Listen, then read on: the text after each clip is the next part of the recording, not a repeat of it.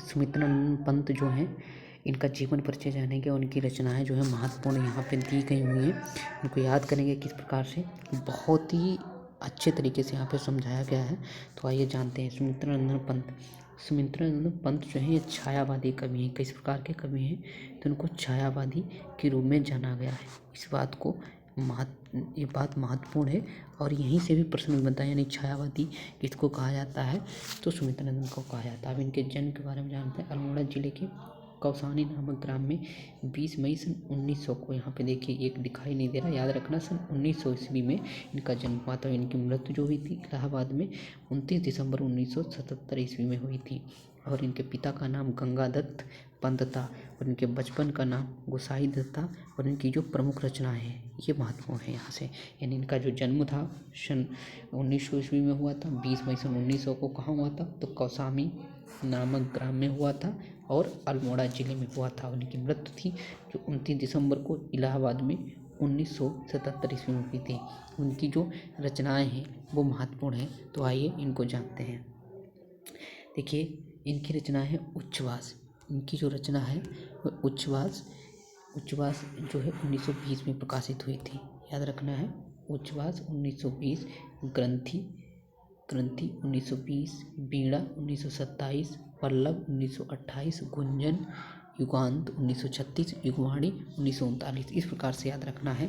वीणा कभी कभी पूछता है एग्जामिनर, तो कंफ्यूज होते हैं वीणा किसकी, तो वीणा किसकी है, तो ये सुमित्रानंद पंत की है। तो आगे बढ़ते हैं और आगे जो कवि हैं के बारे में हम जानते हैं। आगे महादेवी वर्मा, ये भी बहुत ही महत्वपूर्ण कवयित्री हैं और ये छायावाद की कवि हैं, तो इनको भी हम जानते हैं।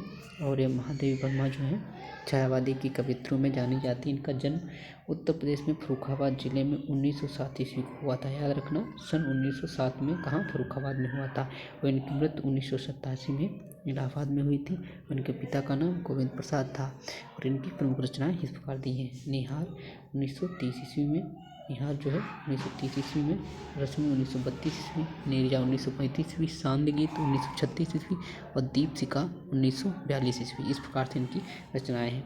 आगे देखिए इनके बारे में बहुत अच्छे से दिया गया है, लिखा हुआ है। बौद्ध धर्म से प्रभावित महादेवी वर्मा के गीतों में अज्ञात सत्ता के प्रति निर्णय, फिर से पढ़िए, बौद्ध दर्शन से प्रभावित महादेवी वर्मा के गीतों में अज्ञात सत्ता के प्रति प्रणय निवेदन है, इसलिए उन्हें आधुनिक युग की मीरा कहा जाता है। ये भी प्रश्न बनता है कि आधुनिक युग की मीरा किसे कहा जाता है, तो महादेवी वर्मा को कहा जाता है।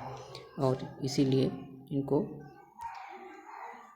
इनके काव्य संग्रह यामा में नीरजा, निहार, रश्मि और सांद गीत के सभी गीतों का संग्रह है।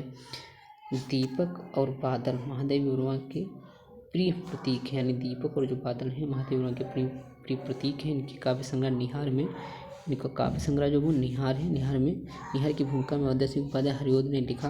लेकिन महादेवी वर्मा को हिंदी में विशाल मंदिर की वीणा पाठ माना जाता है। इनकी वीणा पाठ माना जाता है।